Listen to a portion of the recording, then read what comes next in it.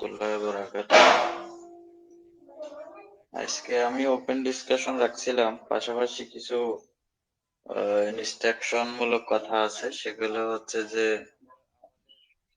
এই আমাদের যে জিমেলটা আছে, প্রত্যেকের জিমেল আছে, কিন্তু জিমেলের যে অ্যাপসটা আছে, এই জিমেলের অ্যাপস দেখবেন মোবাইলের মধ্যে, যাদের অ্যান্ড্রয়েড ফোন আছে তাদের জিমেলের অ্যাপস আছে। ওই অ্যাপসটা আমরা প্লে স্টোরে যে জিমেল লিখবো, লিখে ওই জিমেলের অ্যাপসটার যে লোগোটা পাবো, ওই লোগোর ওইটা আমরা ক্লিক করে, ক্লিক করলে দেখবেন যে আপডেট অপশন দেখাচ্ছে।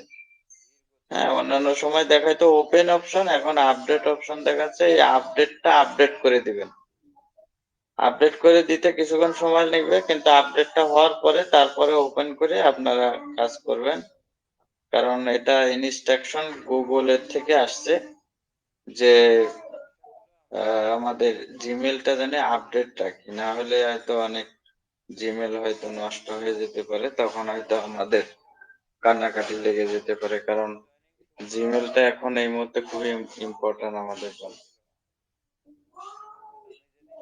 এটা হচ্ছে একটা ব্যাপার, আর এটা খুব বেশি মানে দেখায় দেওয়ার মতো কিছু না।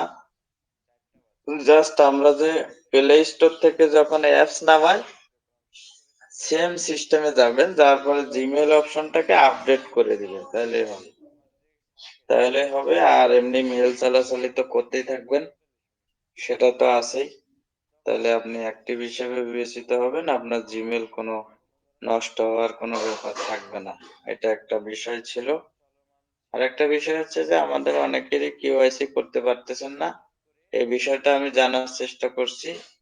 তো সেখান থেকে আপডেট আসছে যে আমাদের এটা প্রচুর পরিমাণে কাজ হচ্ছে, প্রচুর পরিমাণে জয়েনিং হচ্ছে এবং প্রচুর পরিমাণে কেওয়াইসি হচ্ছে, যার কারণে এটা একটু সময় নিচ্ছে। আপনারা বারবার মাঝে মধ্যে চেষ্টা করবেন, যেমন ডাটা ক্লিয়ার করে নিবেন, মোবাইলটা যেন খুবই ফাস্ট থাকে, নেটওয়ার্কটা যেন খুব সুন্দর থাকে। সবকিছু মিলিয়ে আপনি চেষ্টা করবেন জেনুইনলি, তাহলে দেখবেন যে আপনার কাজ হয়ে যাবে।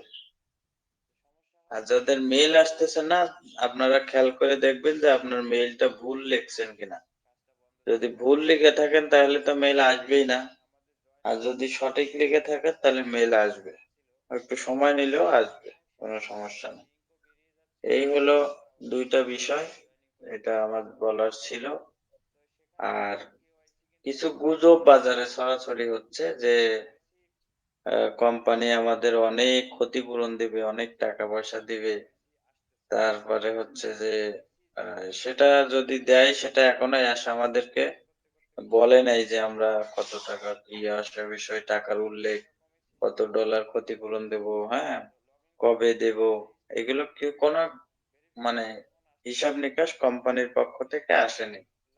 তারপরে অনেকেই ধরেন আপনার নিজে থেকে একটা গুজব মনে করেন দিয়ে সেটা বাজারে ছেড়ে দিয়ে একটা মানুষের দৃষ্টি আকর্ষণ করে অন্যান্য কোম্পানিতে ডেকে নিয়ে যাওয়ার একটা প্ল্যান, সেটাও আছে অনেকের।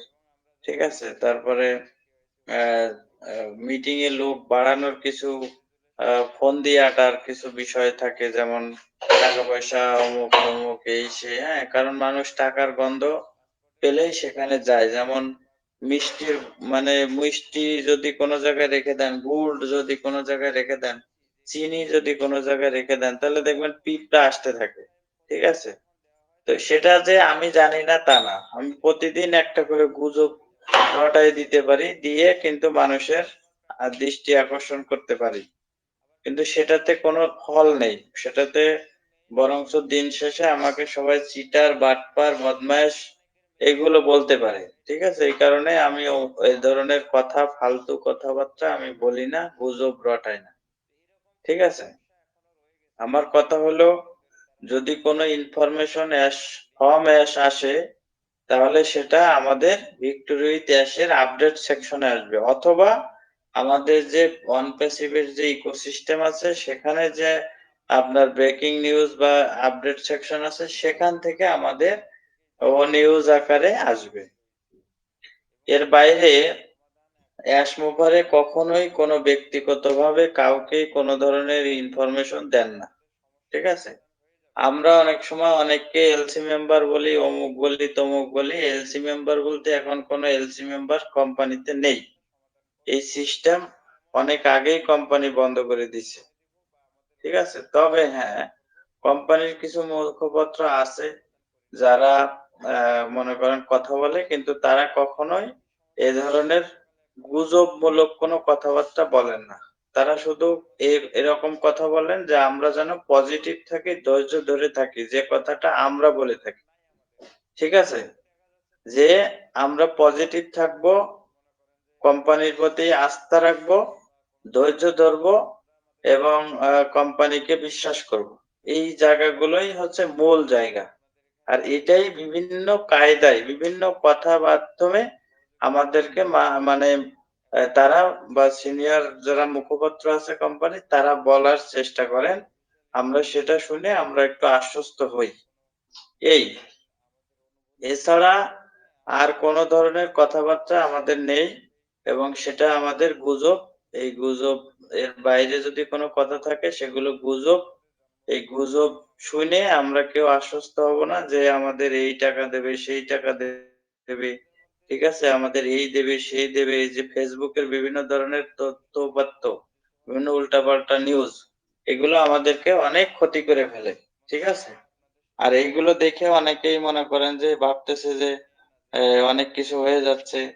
ঠিক আছে? এই সেই এগুলো হচ্ছে কিন্তু কি হচ্ছে সেটা কিন্তু আমরা কেউ এখনো পর্যন্ত কি আমরা জানি না। ঠিক আছে? এইজন্য আমাদের সবসময় হিসাব রাখতে হবে যে অ্যাশের থেকে কোনো নিউজ আসতেছে কিনা এবং সেই নিউজের দিকে আমরা তাকায় থাকব। এর বাইরে আমাদের আর কোনো ধরনের কি কোনো নিউজ নিয়ে আমরা হইচই করব না, মাতামাতি করব না। এটা নিছক গুজব ছাড়া আর কিছুই না। ঠিক আছে? এই গুজব আমাদেরকে বিভ্রান্তি করে, দিন শেষে আমাদের ক্ষতি করে। ক্ষতিটা কি করে? যে আমরা এই গুজব শুনে আমরাও কিন্তু অনেক আশ্বস্ত হই। আর যখন আমাদের মধ্যে সেই আশাটা থাকে, চলে আসে, তখন ওই আশাটা যখন পূরণ হয় না, তখন আমরা মানে এই অ্যাশমোভারকে গালি দেই বা অ্যাশমোভারের কোনো রিলেটেড কোনো নিউজ পেলে, কথাবার্তা পেলে তাদেরকেও গালি দিতে থাকি। ঠিক আছে? তো এইজন্য এইগুলো আমাদেরকে খুব মানে সতর্ক থেকে আমাদের করতে হবে। আমি মনে করি এই জায়গাটা আমি একটু বলে দিলাম তাইলে আপনারা বুঝতে সহজ হবে আরকি।